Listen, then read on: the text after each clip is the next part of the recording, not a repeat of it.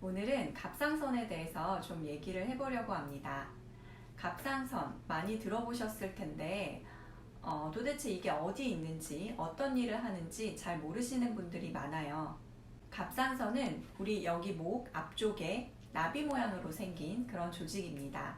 제가 외과를 정말 좋아하는 이유 중에 하나가 이러한 부분들을 환자분들에게 설명드릴 때 외과 의사는 너무 많이 직접 보고 만져보았던 장기이기 때문에 보다 잘 명확하게 설명드릴 수 있다는 점이에요.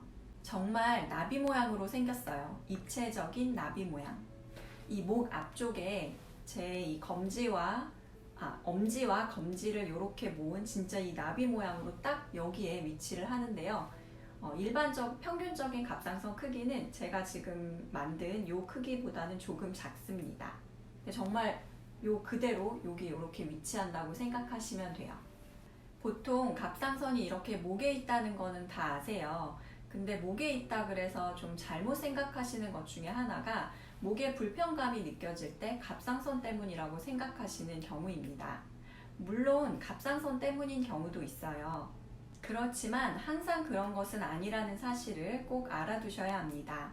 이걸 좀 더 이해하기 쉽게 설명드리기 위해서 제가 목의 해부학적 구조를 조금 설명을 드릴게요. 우선 여기 피부가 있죠. 피부 아래는 우리 몸의 모든 그 부분의 피부 아래에는 반드시 피하 지방층이 있습니다. 지방층이 있습니다.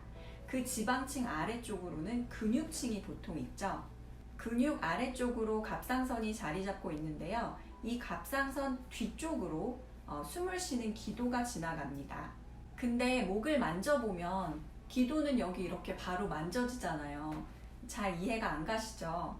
갑상선, 아까 제가 나비 모양으로 생겼다고 얘기 드렸는데요. 그 나비의 몸통 부분, 그러니까 가운데 부분이 다른 양 옆에 부분보다 좀 얇습니다. 이게 기도라면 기도 위로 갑상선이 이렇게 얹어 있는 모양인 거죠. 그러니까 가운데 부분이 얇고 양 옆으로 이렇게 나비의 날개가 있다고 생각하시면 됩니다. 이거를 초음파로 본다고 했을 때 이게 기도라면 기도 위에 갑상선이 이렇게 얹어 있는 거고 양 옆으로 나비의 날개 모양이 있고 가운데에 몸통 부위가 얇게 존재한다고 생각하시면 됩니다. 보통 우리가 목이 불편하다, 이물감이 느껴진다 할 때의 증상은 보통 목 안쪽 이 기도라든지 후두 성대 등의 기도라든지 아니면 그 옆에 식도에서 느껴지는 증상이 많습니다. 물론 갑상선에 큰 혹이 있어서 이 옆에 기도를 누르면서 생기는 증상도 있을 수 있고요. 갑상선의 염증, 갑상선염으로 목이 많이 붓고 아픈 증상도 있습니다. 또한 목소리가 자꾸 쉰다면서 갑상선에 이상이 있는 것 같다고 오시는 분들도 있는데요. 갑상선과 기도 사이에 아주 가느다란 신경이 지나가는데 갑상선암이 이 근처에 생겨서 그 신경을 누르거나 파고들게 되면 이런 증상이 생길 수도 있지만 훨씬 더 흔한 것은 후두염이나 성대 결절 등으로 목소리가 쉬는 경우입니다. 갑상선 위치로 설명드리니까 좀 이해가 가시죠? 그럼 갑상선 초음파는 무엇을 알기 위한 것일까요? 기본적으로 갑상선의 크기와 모양, 그리고 양쪽 갑상선, 이거를 옆이라고 하는데요. 양 옆에 혹이 있는지 등을 살펴보는 검사입니다. 혹의 모양이나 크기 등을 보고 필요한 경우에는 세침 흡인 검사나 조직 검사 같은 것을 하게 되는 거죠. 지금까지 제가 주로 갑상선의 위치, 모양을 위주로 설명드렸는데요. 그렇다면 갑상선은 대체 뭘 하는 곳일까요? 크기도 그렇게 크지 않은데, 그쵸? 뭐 하는지는 잘 모르겠지만 이런 말 많이 들어보셨을 거예요. 갑상선 기능 항진증이나 기능 저하증으로 약을 먹고 있어요. 이런 경우요. 뭔가 기능이 중요한 기관 같죠? 갑상선은 우리 몸의 신진대사에 굉장히 중요한 역할을 하는 갑상선 호르몬을 만들어내는 아주 중요한 기관입니다.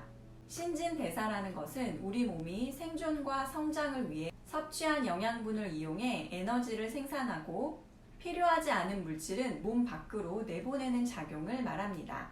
갑상선 호르몬이 정상보다 많이 나오거나 적게 나오는 것이 갑상선 기능 항진증 또는 기능 저하증입니다. 두 질환에 대해서는 제가 따로 다시 얘기를 드리도록 할게요. 아무튼 갑상선을 얘기할 때 당연히 갑상선 혹, 갑상선 기능 이런 것들을 빼놓을 수 없겠죠. 정리하자면 갑상선의 전체적인 모양이나 상태, 혹이 있는지를 보려면 초음파를 봐야 하는 것이고, 갑상선 기능에 이상이 없는지를 보려면 혈액 검사를 통해 피 속의 갑상선 호르몬 수치를 봐야 하는 것입니다.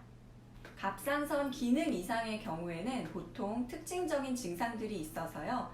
이러한 증상이 있을 때 갑상선 기능 이상을 의심하고 혈액 검사를 해볼 수 있습니다. 병원에 가셔서 갑상선 초음파를 한 후에 기능 저하증이나 항진증이 있는지를 바로 알 수 없는 이유를 이제 좀 아셨죠?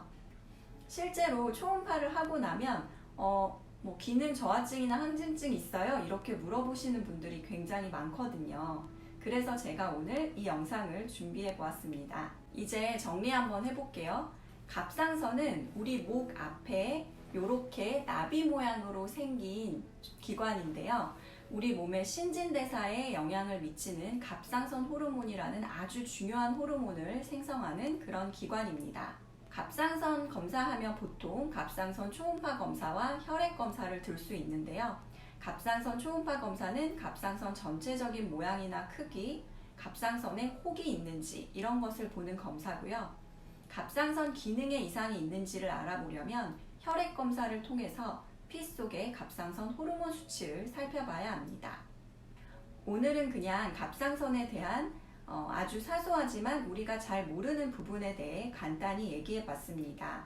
다음 영상에서는 이제 여러분들이 많이 궁금해하시는 갑상선 기능 저하증과 기능 항진증에 대해서 한번 알아보도록 할게요.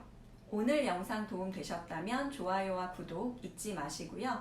이상 외과 전문의 닥터 민브레였습니다. 감사합니다.